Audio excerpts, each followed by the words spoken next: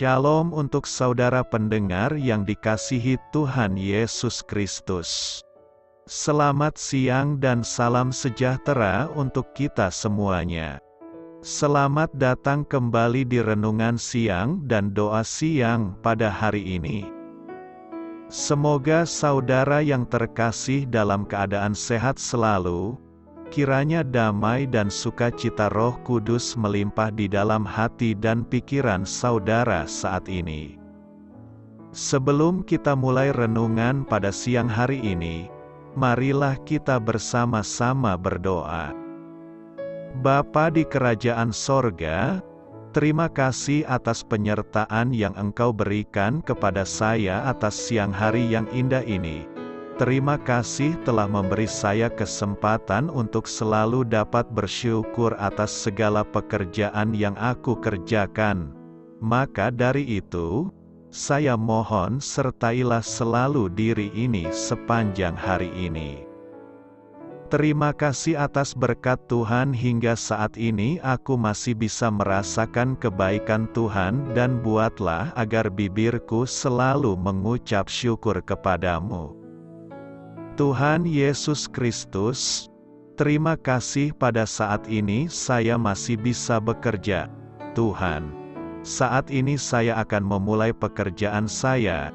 Berkatilah pekerjaan ini dan sertailah sepanjang saya selama bekerja pada hari ini, agar menjadi berkat bagiku, bagi keluargaku dan juga tempat saya bekerja. Berkati seluruhnya di siang hari ini agar berjalan dengan baik dan menjadi berkat untuk kami jalani bersama dengan anak Tuhan yang lainnya. Dalam nama Tuhan Yesus, aku berdoa. Amin. Sahabat saudara rohani, pembacaan ayat emas Alkitab renungan kita siang hari ini. Nats bacaan kita siang hari ini adalah, tidak mungkin bagi kami untuk tidak berkata-kata tentang apa yang telah kami lihat dan yang telah kami dengar. Tertulis di dalam kitab Kisah Para Rasul 4 ayat 20. Judul renungan kita hari ini adalah, Tulari Mereka. Bacaan kita pada siang ini terambil dari kitab Kisah Para Rasul 2 ayat 41 sampai dengan ayat 47. Orang-orang yang menerima perkataannya itu memberi diri dibaptis dan pada hari itu jumlah mereka bertambah kira-kira 3.000 jiwa. Mereka bertekun dalam pengajaran rasul-rasul dan dalam persekutuan.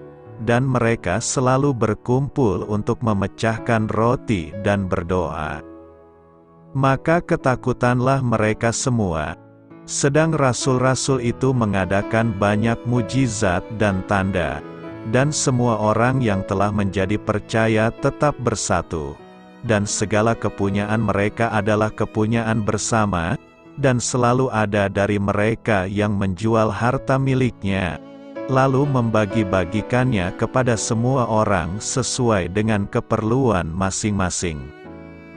Dengan bertekun dan dengan sehati mereka berkumpul tiap-tiap hari dalam bait Allah. Mereka memecahkan roti di rumah masing-masing secara bergilir dan makan bersama-sama dengan gembira dan dengan tulus hati, sambil memuji Allah, dan mereka disukai semua orang. Dan tiap-tiap hari Tuhan menambah jumlah mereka dengan orang yang diselamatkan. Ayat di atas terambil dari kitab Kisah Para Rasul 2 ayat 41 sampai dengan ayat 47. Kata bijak Alkitab hari ini adalah, Injil itu menular, maka tularkanlah. Mari kita mulai renungan siang kita. Baiklah, mari kita mulai segmen kisah inspiratif. Cerita renungan siang kita hari ini adalah, Tita Nafa, seorang wanita tua berumur 80 tahun, memberikan kesaksiannya di sebuah gereja di Manila. Mantan profesor dan pengelola perguruan tinggi itu berusaha mencari Allah di masa-masa akhir hidupnya. Ia ingin berhubungan dengan sesuatu yang hidup, bukan dengan patung. Maka seorang temannya menyarankan agar ia bergabung dengan sebuah kelompok bernama Golden Girls, yang memiliki hubungan dengan sebuah gereja Injili. Tita mulai hadir dalam kelompok itu secara teratur, membuka hatinya untuk Yesus, dan lahir baru. Ia melihat bahwa Yesus telah mengubahkan perkataannya yang tajam, jiwanya yang suka mengkritik, dan kesombongannya karena kepandaian yang ia miliki. Sebagai gantinya, Yesus memberi sukacita kepadanya. Ia menceritakan kepada teman-temannya apa yang terjadi ketika ia mulai hidup dengan iman. Bekas teman-teman saya mulai memperlakukan saya seolah-olah saya mengidap penyakit menular yang mematikan. Kemudian, dengan mata berbinar ia berkata, "Saya ingin menulari mereka." Pada zaman jemaat mula-mula, Injil yang memberi kehidupan tersebar dengan cepat di Yerusalem. Namun para pemimpin agama menganggap gerakan baru ini sebagai penyakit yang mematikan dan mereka berusaha menghentikan perkembangannya. Jika Anda telah beriman kepada Kristus, perlihatkan kebenarannya kepada teman-teman Anda. Tulari mereka dengan berita Injil yang memberi kehidupan. Bersaksi, Kisah Para Rasul 4 ayat 20 berkata, "Sebab tidak mungkin bagi kami untuk tidak berkata-kata tentang apa yang telah kami lihat dan yang telah kami dengar." Bersaksi itu sebenarnya mudah sekali, karena dasar kesaksian adalah apa yang kita lihat dan apa yang kita dengar. Bersaksi itu harus berani. Tanpa berani mengatakan kebenaran, maka apa yang kita lihat dan dengar itu tidak akan menjadi sebuah kesaksian. Sebagaimana ungkapan yang mengatakan, berani karena benar, takut karena salah. Hal ini juga dapat kita lihat dalam diri Petrus dan Yohanes dalam nas kita ini. Mereka tidak menjadi takut ketika ditangkap dan dibawa ke pengadilan agama. Dan walaupun pengadilan agama memerintahkan pada mereka supaya tidak lagi berbicara atau mengajar lagi dalam nama Yesus, namun jawaban mereka justru sebaliknya yang menegaskan keberanian mereka. Sebab tidak mungkin bagi kami untuk tidak berkata-kata tentang apa yang kami lihat dan yang telah kami dengar. Yang hendak kita renungkan bersama dari apa yang terjadi pada Petrus dan Yohanes ini, bahwa orang percaya itu, hidupnya tidak bergantung pada manusia atau pada situasi dan kondisi. Tetapi apa respon dan jawaban iman kita menghadapi situasi dan kondisi yang sedang kita hadapi. Dalam nas ini, mereka dengan tegas bersaksi di mahkamah agama bahwa tidak ada keselamatan yang lain selain dari dan melalui Yesus Kristus. Inilah kesaksian mereka menghadapi para tua-tua dan para imam-imam Yahudi itu, bahwa apapun yang sedang kita hadapi, apapun yang sedang terjadi dalam hidup kita, yang memberikan keselamatan bagi kita dari semua situasi yang ada hanya satu, yaitu Yesus Kristus. Siapapun dan situasi apapun tidak akan dapat menghambat kita untuk tetap beriman kepada Tuhan Yesus.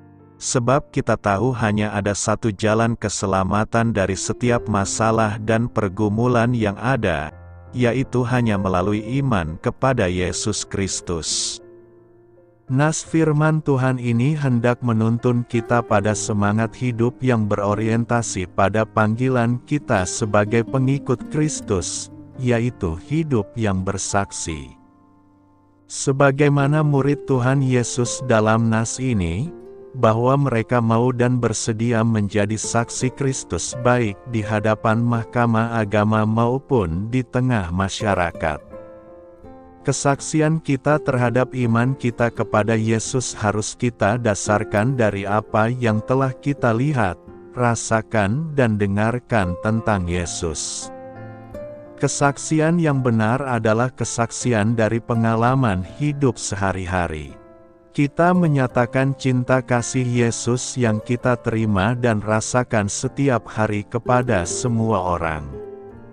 Karena itu, janganlah takut dan enggan menyaksikan iman kita kepada siapapun.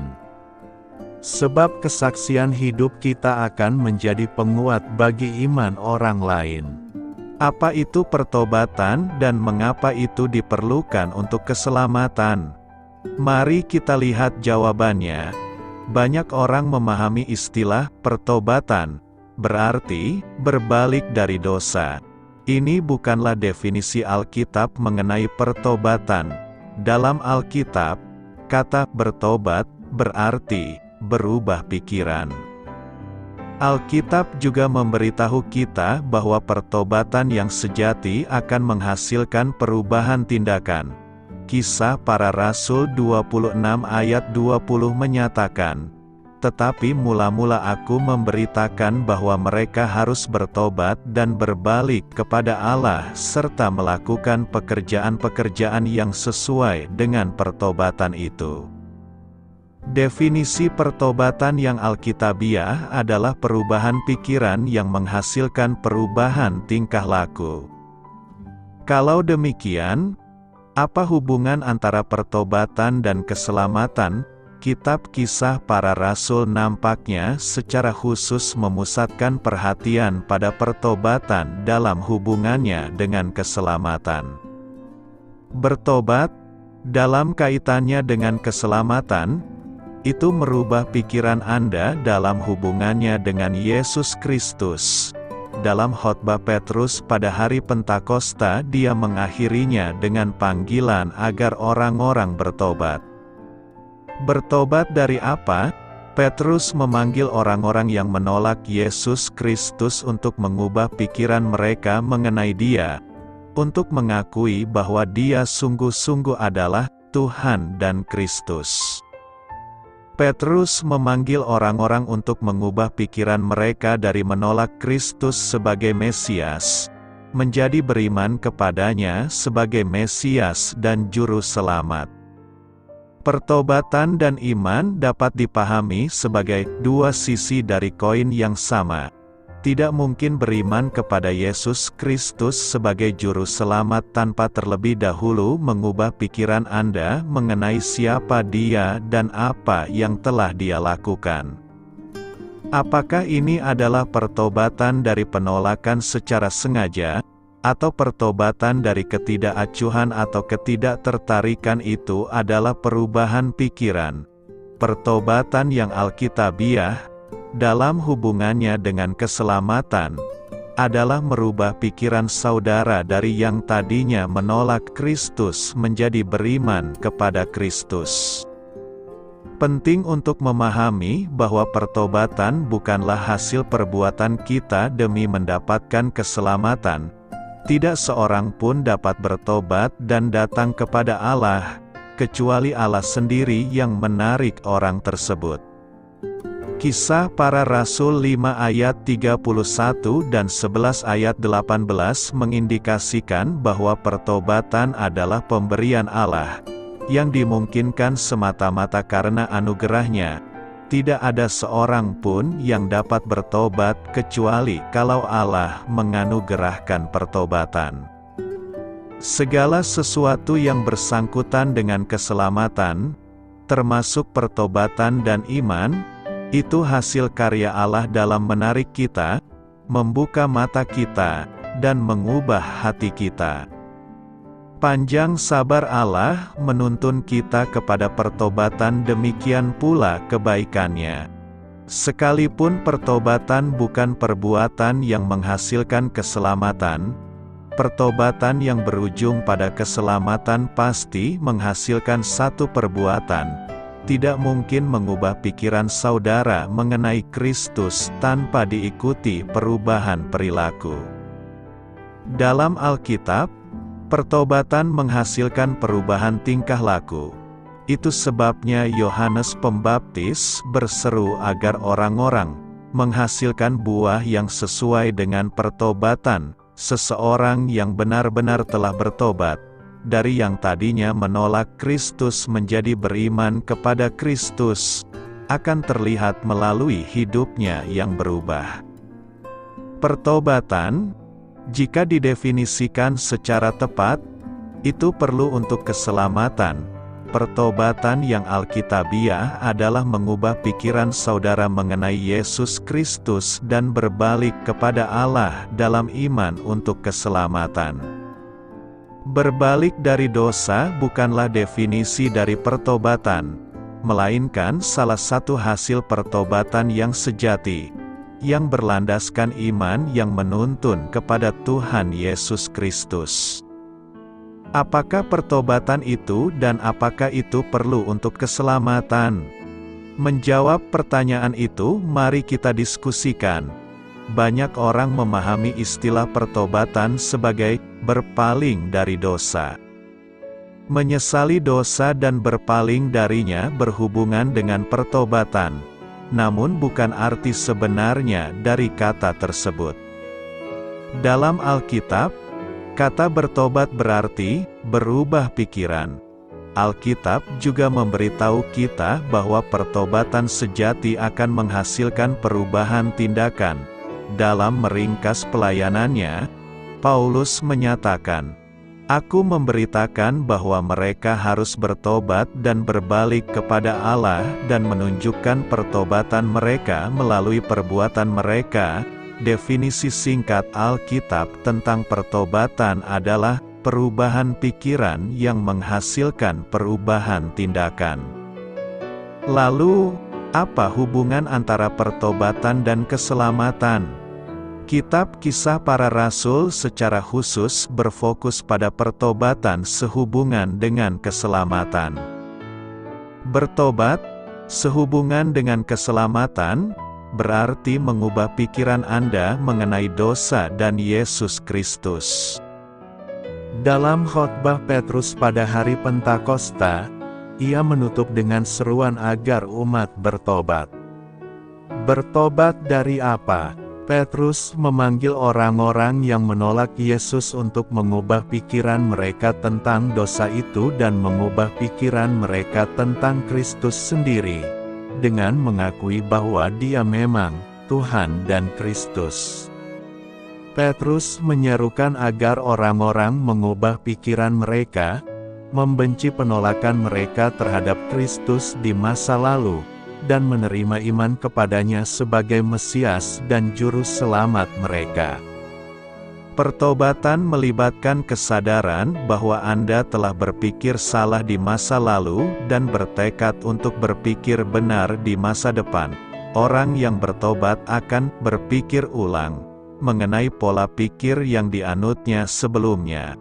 Ada perubahan watak dan cara berpikir baru tentang Tuhan, tentang dosa, tentang kekudusan, dan tentang melakukan kehendak Tuhan.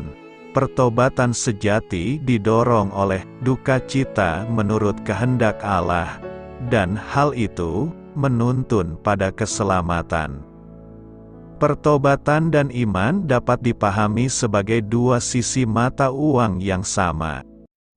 Mustahil untuk menaruh iman Anda kepada Yesus Kristus sebagai Juru Selamat tanpa terlebih dahulu mengubah pikiran Anda tentang dosa Anda dan tentang siapa Yesus itu serta apa yang telah Dia lakukan. Apakah itu pertobatan karena penolakan yang disengaja atau pertobatan karena ketidaktahuan atau ketidaktertarikan? Itu adalah perubahan pikiran. Pertobatan yang alkitabiah, dalam kaitannya dengan keselamatan, mengubah pikiran Anda dari penolakan terhadap Kristus menjadi iman kepada Kristus. Pertobatan bukanlah pekerjaan yang kita lakukan untuk mendapatkan keselamatan. Tidak ada seorang pun yang bisa bertobat dan datang kepada Tuhan kecuali Tuhan menarik orang itu kepadanya. Pertobatan adalah sesuatu yang Allah berikan. Hal ini hanya mungkin terjadi karena kasih karunia-Nya. Tidak ada yang bisa bertobat kecuali Tuhan mengabulkan pertobatan. Semua keselamatan, termasuk pertobatan dan iman, adalah hasil dari Allah yang menarik kita, membuka mata kita, dan mengubah hati kita. Kepanjang sabaran Allah menuntun kita pada pertobatan, begitu pula kebaikan-Nya. Meskipun pertobatan bukanlah suatu pekerjaan yang menghasilkan keselamatan, namun pertobatan yang membawa keselamatan menghasilkan perbuatan. Mustahil untuk benar-benar berubah pikiran tanpa mengubah tindakan Anda. Dalam Alkitab, pertobatan menghasilkan perubahan perilaku. Itulah sebabnya Yohanes Pembaptis memanggil orang-orang untuk menghasilkan buah yang sesuai dengan pertobatan. Seseorang yang benar-benar bertobat dari dosanya dan beriman kepada Kristus akan memberikan bukti kehidupan yang diubahkan. Untuk melihat seperti apa pertobatan dalam kehidupan nyata, lihatlah kisah Zakeus. Inilah seorang pria yang menipu dan mencuri serta hidup boros dari hasil haramnya sampai dia bertemu Yesus. Pada saat itu dia berubah pikiran secara radikal. "Lihat, Tuhan," kata Zakeus, "sekarang ini setengah dari hartaku kuberikan kepada orang miskin, dan sekiranya ada sesuatu yang kuperas dari seseorang, akan kukembalikan 4 kali lipatnya." Yesus dengan gembira menyatakan bahwa keselamatan telah tiba di rumah Zakeus, dan bahkan pemungut cukai pun kini menjadi anak Abraham. Sebuah rujukan pada iman Zakeus. Penipu itu menjadi seorang dermawan. Pencuri itu memberikan ganti rugi. Itu adalah pertobatan, dibarengi dengan iman kepada Kristus. Pertobatan, jika didefinisikan dengan tepat, diperlukan untuk keselamatan. Pertobatan yang alkitabiah mengubah pikiran Anda tentang dosa Anda. Dosa bukan lagi sesuatu yang bisa dipermainkan. Itu adalah sesuatu yang harus ditinggalkan ketika Anda lari dari murka yang akan datang. Hal ini juga mengubah pikiran Anda tentang Yesus Kristus. Dia tidak lagi bisa diejek, diremehkan, atau diabaikan. Dia adalah juru selamat yang harus dipegang teguh. Dialah Tuhan yang harus disembah dan dipuja. Apakah Kisah Para Rasul 2 ayat 38 mengajarkan bahwa baptisan menjadi syarat bagi seseorang untuk dianugerahi keselamatan? Mari kita menjawab. Kisah Para Rasul 2 ayat 38 menyatakan, jawab Petrus kepada mereka, "Bertobatlah dan hendaklah kamu masing-masing memberi dirimu dibaptis dalam nama Yesus Kristus untuk pengampunan dosamu, maka kamu akan menerima karunia Roh Kudus."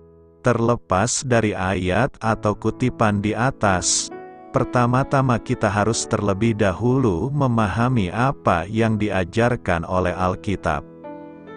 Dalam hal baptisan dan keselamatan, Alkitab secara jelas menyatakan kalau keselamatan hanyalah oleh kasih karunia melalui iman kepada Yesus Kristus, bukan karena perbuatan apapun, termasuk baptisan. Jadi, setiap interpretasi yang mengambil kesimpulan bahwa baptisan menjadi syarat bagi seseorang untuk dianugerahi keselamatan adalah interpretasi yang salah. Untuk informasi lebih lanjut, silakan kunjungi halaman web kami di Apakah Keselamatan oleh Iman atau Iman ditambah Perbuatan. Lantas, mengapa ada orang-orang yang berasumsi kalau kita harus dibaptis jika ingin diselamatkan? Biasanya, Diskusi mengenai bagian ini terkait apakah baptisan sebagai syarat bagi seseorang untuk dianugerahi keselamatan berkisar pada penggunaan kata atau Yunani eis, yang diterjemahkan sebagai untuk di bagian ini. Mereka yang percaya kalau baptisan sebagai syarat keselamatan memahami kata untuk di kalimat dibaptis dalam nama Yesus Kristus untuk pengampunan dosamu, memiliki arti untuk mendapatkan. Namun, dalam bahasa Yunani dan Inggris, ada banyak kemungkinan penggunaan kata untuk. Sebagai contoh, ketika seseorang mengatakan, ambil 2 butir obat untuk sakit kepala Anda, jelas sekali bahwa itu tidak berarti, ambil 2 butir obat supaya kepala saudara sakit, melainkan, ambil 2 butir obat karena saudara sudah sedang sakit kepala. Ada 3 makna dari kata untuk yang mungkin sesuai dengan konteks Kisah Para Rasul 2 ayat 38 ini. Pertama, agar menjadi, dapatkan, telah, tetap. Kedua, karena, sebagai hasil dari, atau yang ketiga, berkaitan dengan. Karena 1 dari 3 makna tersebut sesuai dengan konteks ayat ini, diperlukan studi tambahan untuk menentukan mana yang benar. Kita harus memulai dengan melihat kembali ke bahasa aslinya dan mempelajari arti dari kata Yunani eis. Kata ini merupakan bahasa Yunani yang umum, digunakan 1774 kali dalam Perjanjian Baru, yang diterjemahkan dengan berbagai cara. Seperti kata dalam bahasa Inggris untuk yang bisa memiliki beberapa arti yang berbeda. Jadi, sekali lagi, kita melihat setidaknya 2 atau 3 kemungkinan makna dari kalimat itu. Arti yang satunya mungkin bisa mendukung pernyataan baptisan sebagai persyaratan bagi keselamatan, sementara arti yang lainnya tidak. Kedua makna dari kata eis ini dipakai dalam ayat-ayat yang berbeda di Alkitab. Pakar bahasa Yunani A.T. Robertson dan J.R. Mantei menegaskan kalau kata eis dalam Kisah Para Rasul 2 ayat 38 ini harus diterjemahkan sebagai karena atau dalam pandangan, bukannya untuk atau supaya.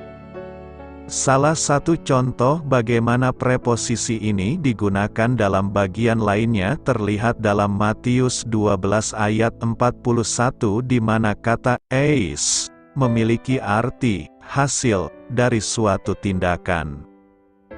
Dalam hal ini dikatakan bahwa orang-orang di Niniwe bertobat karena mendengar pemberitaan Yunus.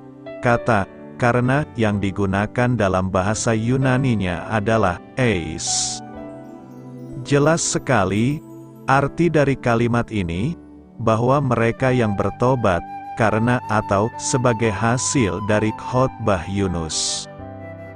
Bisa jadi, ada kemungkinan bahwa Kisah Para Rasul 2 ayat 38 ini memang menceritakan fakta bahwa mereka dibaptis sebagai hasil dari, atau, karena mereka sudah percaya, mereka berbuat demikian karena telah menerima pengampunan dosa.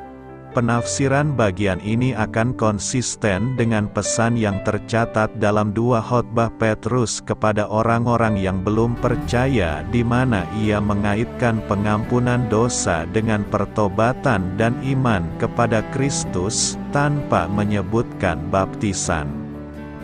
Selain di Kisah Para Rasul 2 ayat 38 ini, ada 3 ayat lain di mana kata Yunani eis digunakan dalam hubungannya dengan kata membaptis atau baptisan. Yang pertama di Matius 3 ayat 11, membaptis kamu dengan air untuk pertobatan. Jelas sekali bahwa kata eis di sini tidak diartikan untuk mendapatkan.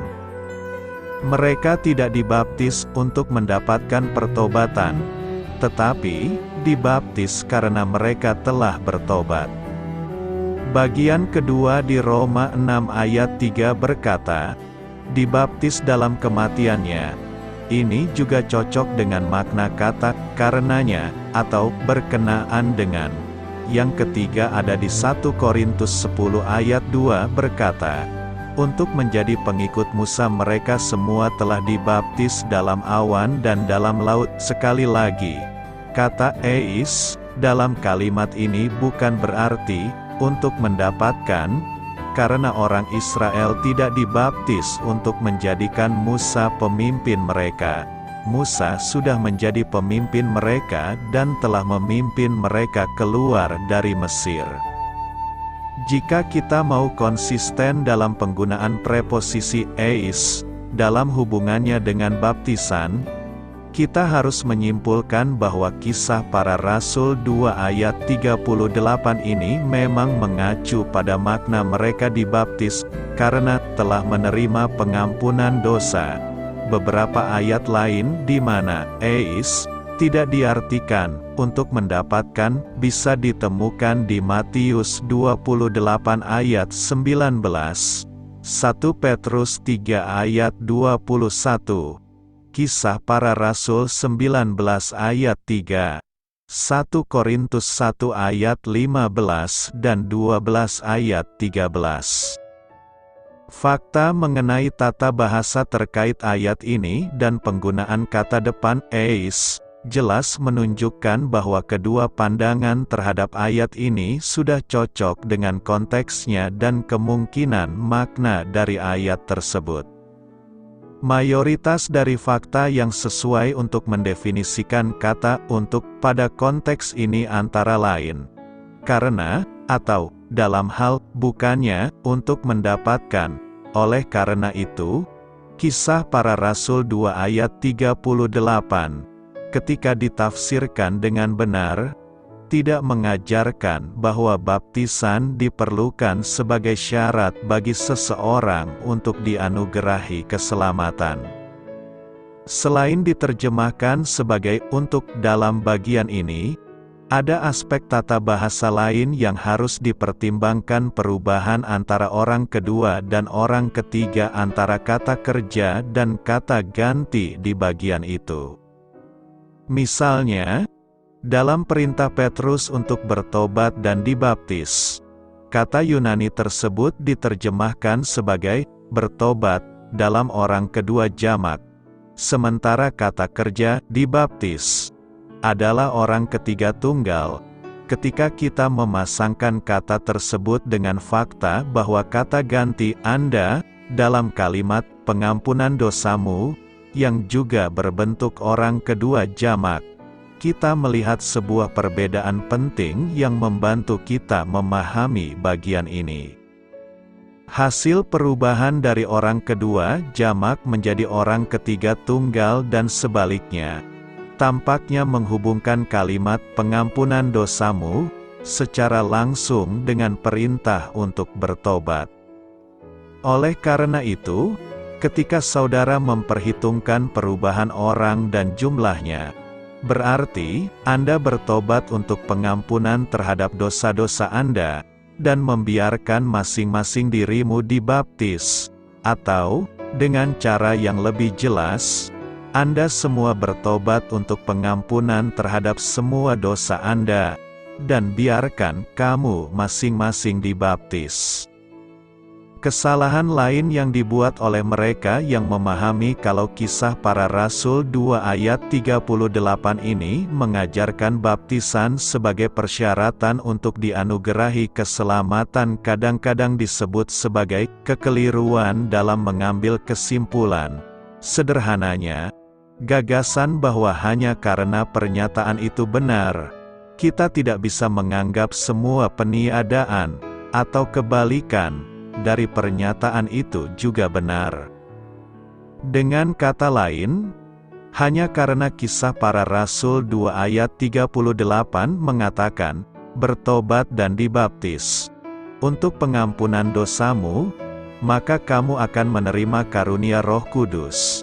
Itu tidak berarti bahwa jika seseorang bertobat dan tidak dibaptis, dia tidak akan menerima pengampunan dosa atau karunia Roh Kudus.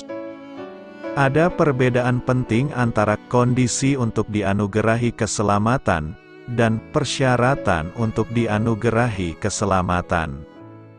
Alkitab dengan jelas menyatakan bahwa percaya atau tidaknya seseorang merupakan sebuah kondisi dan persyaratan.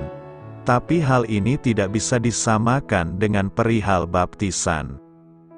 Alkitab tidak menyatakan bahwa jika seseorang tidak dibaptis, maka dia tidak akan diselamatkan.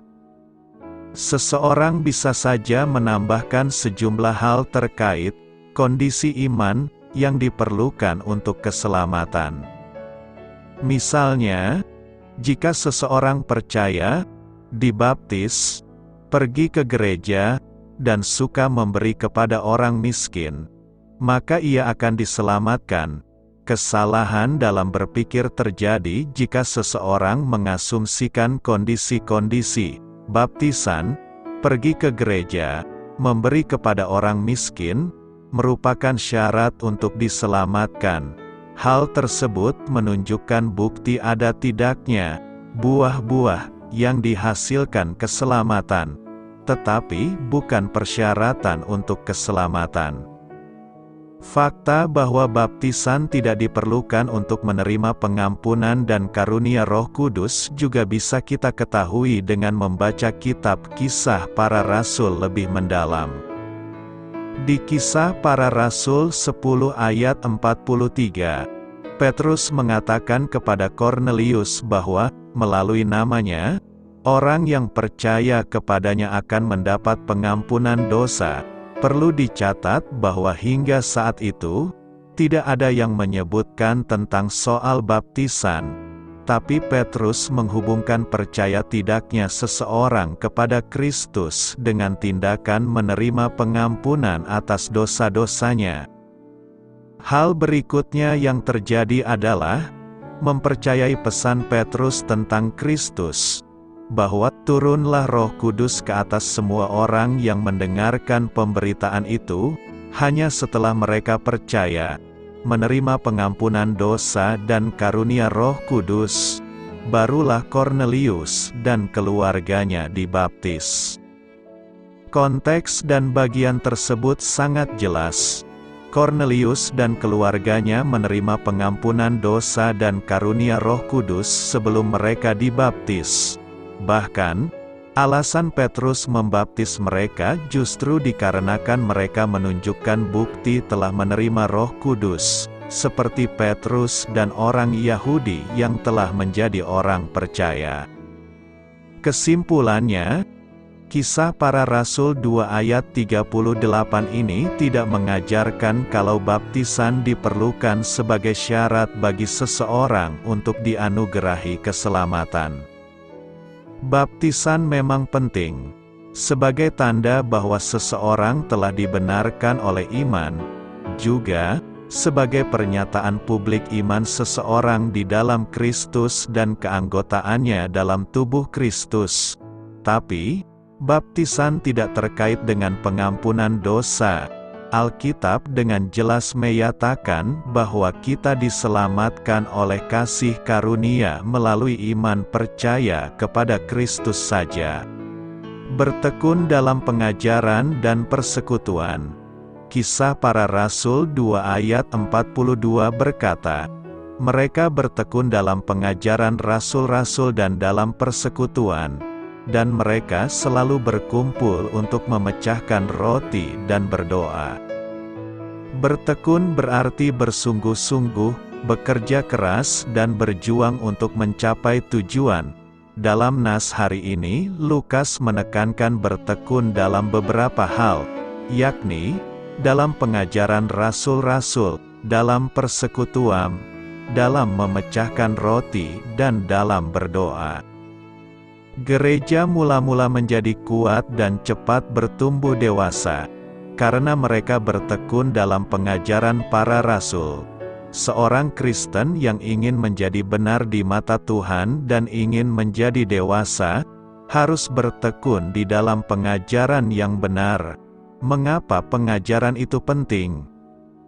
Pertama, pengajaran itu membuat seseorang menjadi mengerti apa yang menjadi landasan berpikir, sikap, dan tindakan yang benar menurut firman Tuhan. Kedua, memudahkan seseorang memahami firman. Ketiga, menolong seseorang mengambil keputusan secara benar menurut firman Tuhan, bukan menurut pandangannya sendiri atau pandangan dunia. Keempat, memperbaiki kelakuan. Banyak sekali perilaku seseorang dipengaruhi oleh latar belakang budaya, sosial, suku, tradisi, bahkan kebiasaan-kebiasaan yang tidak sesuai dengan firman Tuhan. Dengan demikian, kelakuan seseorang dapat dianggap benar sesuai dengan tradisi, tetapi tidak benar menurut firman Tuhan. Melalui pengajaran ini, kelakuannya disesuaikan kembali melalui pengajaran yang benar. Ada beberapa hal penting yang hendak kita pelajari dari nas hari ini. Pertama, pengajaran para rasul.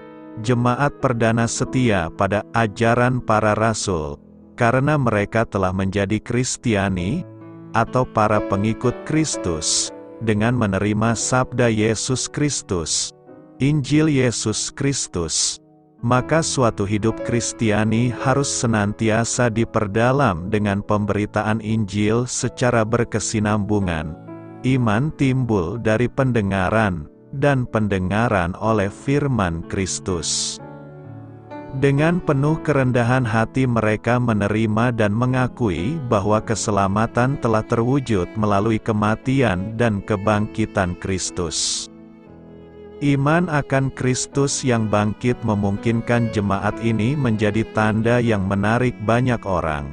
Seperti ditulis oleh Lukas, mereka disukai semua orang, mereka lebih tangguh menghadapi segala tantangan dan perjuangan hidup ini. Karena Yesus Kristus telah lebih dahulu membuka jalan menuju kehidupan baru. Dengan mengalahkan segala penderitaan dan kematian, aku ditolak dengan hebat sampai jatuh. Tetapi Tuhan menolong aku. Tuhan itu kekuatanku dan mazmurku. Ia telah menjadi keselamatanku. Kedua, persekutuan. Tanda kedua adalah persekutuan, yang berarti suatu kehidupan yang disaringkan, hidup bersama. Dengan kata lain, kita berbicara mengenai persaudaraan sejati. Di sini, ungkapan koinonianya muncul sekali dalam Kisah Para Rasul. Namun ini adalah ungkapan favorit dari Santo Paulus, yang menggunakan ungkapan ini 13 kali dalam surat-suratnya. Ini adalah hidup berbagi dengan Allah sendiri yang disebabkan dan dibuat mungkin lewat pewartaan Injil. Persekutuan ini menjadi sebuah komunitas dengan Yesus yang bangkit, yang dibuat efektif oleh Roh Kudus. Dimensi vertikal dari persekutuan ini menghasilkan suatu dimensi horizontal, suatu persekutuan dengan sesama orang Kristiani dengan mewartakan sabda Allah kepada mereka, dan dengan berbagi benda-benda material dengan mereka. Persekutuan misalnya digunakan sehubungan dengan kolekte dari gereja-gereja bimbingan Paulus untuk gereja induk di Yerusalem. Akhirnya persekutuan menggarisbawahi bahwa jemaat Kristiani perdana memberikan kontribusi untuk komunitasnya, walaupun bentuknya tidak semua sama, seperti dicontohkan oleh Barnabas yang menjual ladangnya. Semua itu bukan berdasarkan doktrin ekonomi yang dianut, melainkan sesuatu yang bersifat spontan. Jemaat perdana menjalin satu ikatan persaudaraan yang sangat erat, di mana hanya terdapat cinta kasih. Kasihlah yang membuat mereka mampu membagi-bagi harta milik masing-masing dengan orang-orang lain. kasihlah yang membuat mereka lebih peka terhadap kemalangan dan kekurangan sesama. Ketiga, pemecahan roti, dalam artian yang penuh. Pemecahan roti berarti perjamuan kudus, yang telah senantiasa dan akan tetap menjadi sarana utama dari kehidupan komunitas. Jemaat perdana adalah jemaat yang bersatu dalam perjamuan kudus. Dalam memecah-mecahkan roti, jemaat termaksud bukan saja menghadirkan kembali perjuangan-perjuangan Yesus di masa lampau, melainkan juga merayakan masa depan mereka, yaitu bersama Yesus mempersembahkan seluruh hidupnya kepada Allah dan sesama. Keempat, doa. Doa-doa membangun komunitas Kristiani. Gereja atau jemaat Kristiani adalah jemaat yang bersatu dalam doa. Sebagai jemaat mereka merasa masih membutuhkan penebusan, maka, sebagai jemaat yang tertebus mereka sungguh mengakui peranan Kristus dalam hidup dan perutusan mereka masing-masing. Oleh karena itu, sebelum diutus, mereka terlebih dahulu menghadap Tuhan guna mohon berkat dan kekuatan. Mereka mampu menghadapi masalah-masalah dalam hidup ini, karena sudah berkomunikasi dengannya dalam doa. Karena itu, teruslah bertekun dalam pengajaran dan persekutuan. Membangun persekutuan yang saling mengasihi. Tema yang akan kita renungkan adalah membangun persekutuan yang saling mengasihi. Persekutuan yang saling mengasihi dimulai dari kebersamaan, berkumpul bersama-sama pada waktu yang sama dan melakukan aktivitas yang sama. Belum tentu memiliki kebersamaan, waktu, tempat dan jenis kegiatan yang sama. Hanya menyediakan kebersamaan bagi raga, belum tentu ada kesatuan jiwa. Kebersamaan sejati dimulai dari hati dan diwujudkan melalui kebiasaan berbagi. Tanpa motivasi tulus dari dalam hati, pemberian bantuan hanyalah keterpaksaan atau pencitraan sosial. Tanpa kebiasaan berbagi, kebersamaan hanyalah slogan yang menjengkelkan. Tanpa keduanya, ada banyak orang yang merasa kesepian di tengah keramaian. Dalam hiruk-pikuk perbincangan dan kegiatan mereka justru akan merasa dipinggirkan. Persekutuan Kristen dipanggil untuk saling berbagi. Itu pun harus dimulai dari hati. Namun, sikap hati seperti apa yang diperlukan? Bagaimana mendapatkan sikap hati seperti itu? Kebersamaan seperti apa yang diharapkan dalam persekutuan orang percaya?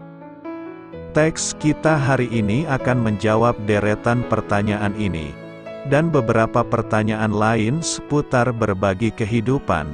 Dari sisi struktur, teks minggu ini dapat dibagi menjadi dua bagian, yakni pertama, fondasi persekutuan dan aksi persekutuan. Fondasi berbicara tentang apa yang mendorong jemaat mula-mula untuk berbagi. Aksi berbicara tentang wujud konkret dari kebiasaan berbagi tadi. Pertama, fondasi persekutuan. Apa yang kita lihat tidak boleh dipisahkan. Secara lebih spesifik, kebiasaan gereja mula-mula merupakan wujud dari mereka dipenuhi oleh Roh Kudus. Ada kebiasaan baru yang muncul dari pengalaman rohani ini. Kita sudah melihat pola yang sama sebelumnya. Pada saat jemaat mula-mula dipenuhi oleh Roh Kudus pada hari Pentakosta dan banyak orang bertobat melalui khotbah Petrus. Kumpulan orang percaya tersebut juga menunjukkan kebiasaan baru. Mereka bertekun dalam pengajaran para rasul, persekutuan, sakramen dan doa. Kemiripan pola di atas menyiratkan bahwa kehadiran Roh Kudus dalam persekutuan Kristen pasti membawa transformasi dalam berbagai sisi. Ada kegairahan dan dinamika. ada kebiasaan baru yang positif. Tercipta sebuah kultur yang melampaui kebajikan pada umumnya. Jadi, Roh Kudus bukan hanya memberikan karunia-karunia rohani yang terlihat spektakuler. Dia juga memampukan setiap orang percaya untuk mengambil bagian dalam kehidupan sesama. Orang yang dipenuhi Roh Kudus hatinya ditarik ke arah vertikal dan horizontal. Kebiasaan berbagi dan bukan sebuah respons spontan yang emosional. Jemaat mula-mula secara sadar melakukannya. Modal untuk berbagi bukan hanya materi, tetapi hati, teologi, dan anugerah ilahi. Mari kita menguraikan masing-masing poin ini. Pertama, hati. Kumpulan orang percaya dalam kisah ini memiliki kesatuan hati dan jiwa. Kesatuan tampaknya menjadi salah satu ciri khas dari jemaat mula-mula. Di dalam Kristus mereka memiliki kesamaan-kesamaan baru yang jauh melampaui semua perbedaan yang ada. Satu tubuh, satu roh, satu pengharapan, satu Tuhan, satu iman, satu baptisan, satu Bapa. Tanpa intervensi Roh Kudus, jemaat mula-mula tidak akan mampu untuk memelihara kesatuan. Jumlah mereka telah bertambah secara luar biasa. Dari 120 orang menjadi ribuan orang dalam waktu sekejap. Jumlah yang besar jelas membuat upaya mempertahankan kesatuan menjadi lebih sukar. Jenis keragaman semakin meningkat, kepentingan masing-masing orang semakin mencuat. Walaupun demikian, Roh Kudus mampu berkarya melampaui semua kesulitan yang ada. Kedua, teologi. Kumpulan orang percaya tidak hanya memiliki kesatuan hati, mereka juga mempunyai kesatuan teologi. Semua mengadopsi pandangan yang sama. Tidak ada seorang pun di antara mereka yang beranggapan bahwa sesuatu dari kepunyaannya adalah miliknya sendiri, tetapi segala sesuatu adalah kepunyaan mereka bersama. Hati selaras dengan teologi yang diyakini, ajaran yang benar mengontrol perasaan. Apakah arti dari ayat 32b di atas? Apakah teks ini mengajarkan prinsip harta bersama seperti dalam masyarakat Qumran atau prinsip kesamarataan seperti dalam komunisme? Pembacaan sekilas sudah cukup untuk menemukan perbedaan-perbedaan penting antara gaya hidup jemaat mula-mula dan masyarakat Qumran. Tidak ada keharusan bagi jemaat mula-mula untuk menjual semua harta mereka dan menyerahkannya untuk kepentingan bersama. Sebagian jemaat masih memiliki rumah yang dijadikan tempat untuk beribadah secara bergantian. Penekanan dalam teks ini terletak pada ide tentang penatalayan versus kepemilikan. Apapun yang Allah berikan kepada kita merupakan sebuah penatalayanan. Kita hanya dipercaya oleh Allah untuk mengurus pemberian itu secara bijaksana. Posisi kita lebih ke arah pengatur, manajer, daripada pemilik, owner. Dengan kesadaran sebagai para penatalayan, jemaat mula-mula tidak berani mengklaim bahwa sesuatu dari kepunyaannya adalah miliknya sendiri. Ada bagian yang memang kita juga bisa nikmati, tetapi kenikmatan itu tidak boleh sendiri. Orang lain juga berhak menikmati apa yang kita miliki. Itulah sebabnya jemaat mula-mula berani berkata, segala sesuatu adalah kepunyaan mereka bersama. Ketiga, anugerah ilahi. Sikap hati dan teologi jemaat mula-mula tidak dapat dipisahkan dari Injil Yesus Kristus. Semua hal baik ini dimulai dari pemberitaan Injil, kematian dan kebangkitan Yesus. Kuasa ilahi dalam pemberitaan Injil bukan hanya terlihat melalui mujizat, kuasa ilahi juga dinyatakan melalui pencurahan anugerah ilahi.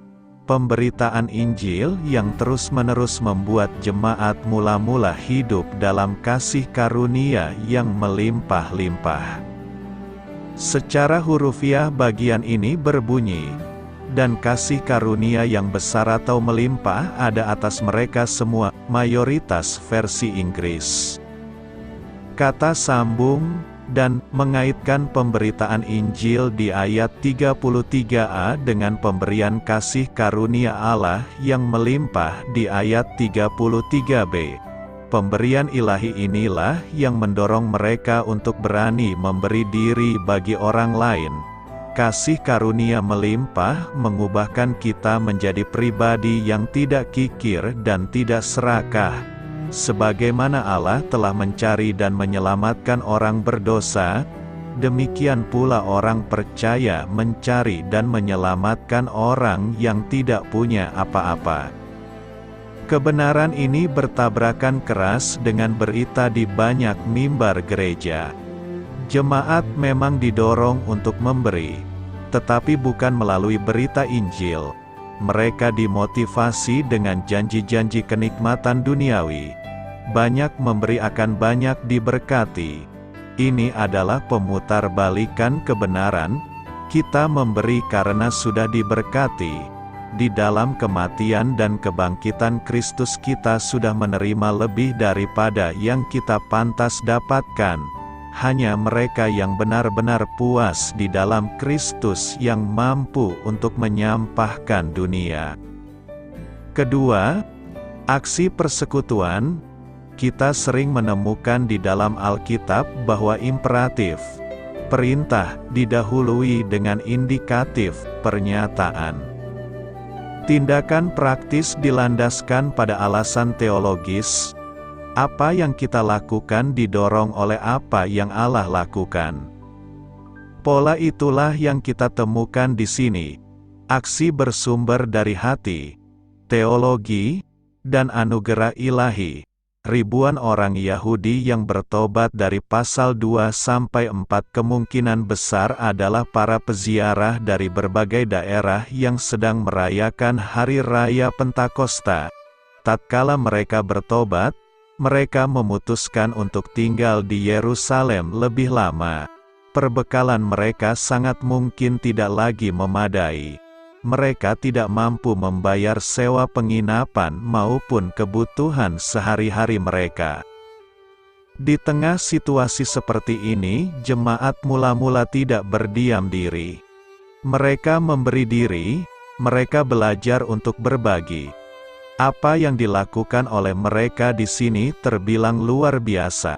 Kemurah hatian mereka melebihi praktek kebajikan pada zamannya. Sebagai contoh, pada zaman itu tanah atau rumah merupakan sumber kekayaan, status sosial dan jaminan utama.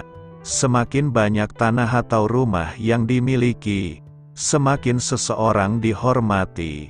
Semakin banyak ladang berarti semakin banyak penghasilan. Semakin banyak properti semakin tenang sampai tua nanti. Ketika seseorang menjual tanah atau rumah dan diberikan untuk kepentingan bersama, orang itu mungkin telah mengorbankan harta utama, sumber penghasilan utama, martabat dalam komunitas maupun ketenangan hari tua. Hal lain yang membuat kemurahhatian jemaat mula-mula terlihat sangat menonjol adalah pemberian yang tanpa pilih dan pamrih. Menurut kebiasaan pada waktu itu, banyak orang cenderung memberi kepada orang lain yang memiliki status sosial yang sama. Pemberian itu juga umumnya bersifat resiprokal, maksudnya, memberi supaya diberi. Ada pamrih, tidak demikian dengan jemaat mula-mula, tidak ada keuntungan yang mereka dapatkan dari penerima bantuan. Yang diberi juga orang-orang yang secara sosial dan ekonomi lebih rendah daripada mereka. Yang tidak kalah menarik, para pemberi di jemaat mula-mula meletakkan hasil penjualan di depan kaki para rasul untuk dikelola. Bukan kebetulan jika keterangan ini dituliskan sebanyak 2 kali. Cara pemberian seperti ini mengurangi godaan arogansi dan dominasi. Si pemberi tidak akan tahu siapa yang menerima pemberian itu. Dia tidak memiliki ruang untuk menyombongkan diri maupun mengontrol penerima bantuan. Pola ini berbeda dengan kebiasaan pada zaman itu. Sebagian orang kaya memang melindungi dan memberi bagi kumpulan orang tertentu. Pemberi akhirnya memiliki dominasi. Penerima memberikan loyalitas pada pemberi. 2 hal ini tidak akan terjadi di jemaat mula-mula. Tidak ada ketergantungan pada orang kaya karena semua diberikan melalui gereja. Para rasul juga bisa dipercaya. Mereka menyalurkan pemberian kepada yang membutuhkan, bukan untuk memperkaya diri sendiri. Apakah yang hendak kita renungkan saat ini? Pertama, mengutamakan kepentingan bersama. Konsep pemikiran mereka seperti yang dikatakan Paulus, janganlah tiap-tiap orang hanya memperhatikan kepentingannya sendiri, tetapi kepentingan orang lain juga. Memperhatikan orang lain bukan hal yang mudah, karena pada dasarnya manusia memiliki sifat egois, hanya memikirkan dirinya sendiri. Apalagi di tengah-tengah kesulitan hidup, kita sangat sulit memperhatikan orang lain. Tapi kita harus belajar seperti jemaat mula-mula memiliki konsep mengutamakan kepentingan bersama. Kedua, apa yang kita lakukan? Kita lakukan seperti untuk Tuhan, bukan untuk manusia. Ini adalah konsep hidup kita. Dari kesaksian hidup jemaat mula-mula, menjual tanah atau rumah mereka, hasil penjualan tidak mereka bagikan sendiri kepada yang memerlukan, tapi mereka bawa ke hadapan para rasul, kemudian baru dibagi-bagikan kepada setiap orang sesuai dengan keperluannya. Gambaran ini menunjukkan apa yang mereka lakukan bukan semata-mata untuk manusia tetapi untuk Tuhan. Tidak ada orang yang dapat hidup seorang diri. Setiap orang membutuhkan orang lain. Bersama-sama akan membuat pekerjaan atau beban kita menjadi ringan dan dapat berbuat banyak hal. Ketika berkumpul bersama-sama bisa menjadi sebuah teamwork yang luar biasa. Jemaat mula-mula adalah teamwork yang luar biasa. Kebersamaan jemaat mula-mula bukan hanya membuat hidup mereka bahagia tapi melalui kehidupan mereka banyak orang menjadi percaya dan keindahan hidup mereka menjadi sempurna. Mungkin apa yang terjadi di kisah para rasul dalam kehidupan bersama, tidak dapat diterapkan secara langsung untuk kehidupan kita masa kini, karena konteks dan latar belakang kehidupan mereka berbeda dengan kita pada zaman ini. Tapi yang terpenting adalah hidup bersama akan menjadi indah bila satu dengan yang lain saling memperhatikan, mendukung, menopang dan mengasihi. Inilah yang terjadi pada jemaat mula-mula. Karena itu, marilah kita membangun persekutuan yang saling mengasihi. Selamat berkarya untuk Tuhan, selamat memulai karya dalam minggu ini untuk Tuhan. Doa saya menyertai saudara sekalian, saya memberkati Anda agar sewaktu Anda mencarinya dari Dia, Bapa Surgawi Anda akan memberikan bagi Anda roti harian Anda. Dalam nama Yesus Kristus, Tuhan yang berkuasa atas alam semesta dan menuntun kita kepada iman yang menyelamatkan, Tuhan Yesus menyertai senantiasa. Tuhan memberkati. Amin.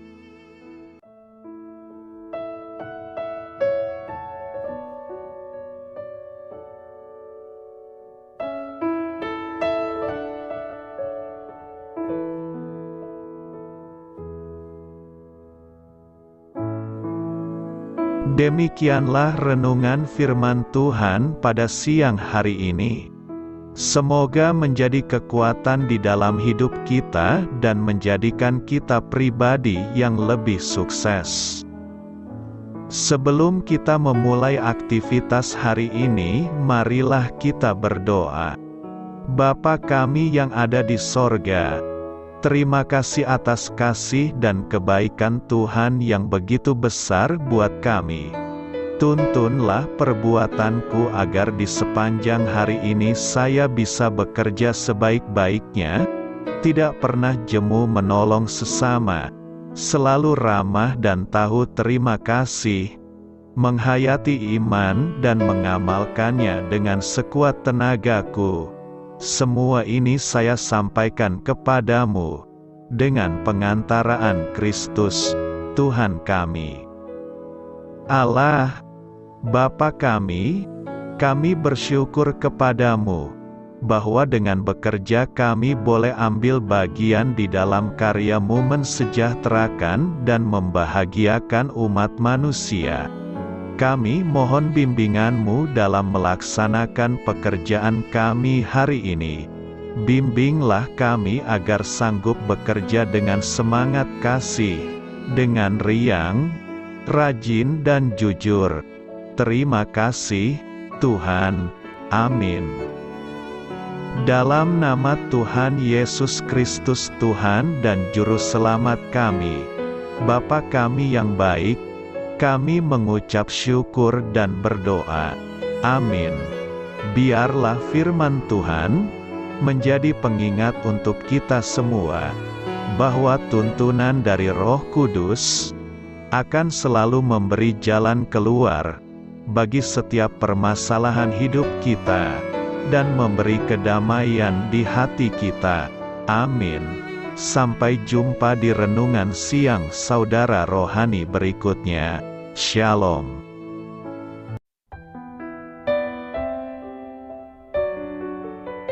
Halo untuk semua pendengar saudara rohani yang terkasih di dalam nama Tuhan Yesus Kristus dimanapun berada. Mari dukung kami, tim redaksi Renungan Harian Saudara Rohani dengan cara memberikan bantuan, kritik dan masukan. Saudara dapat memberikan masukan melalui kolom komentar di bawah atau mengirim kepada kami langsung melalui email yang tertera di layar Anda, saudararohani@gmail.com. Jika saudara terberkati melalui renungan ini, saudara dapat mendoakan kami dan memberikan bantuan lainnya dengan mengirim email kepada kami. Saya berdoa agar saudara sekalian bahagia dan sehat selalu. Amin.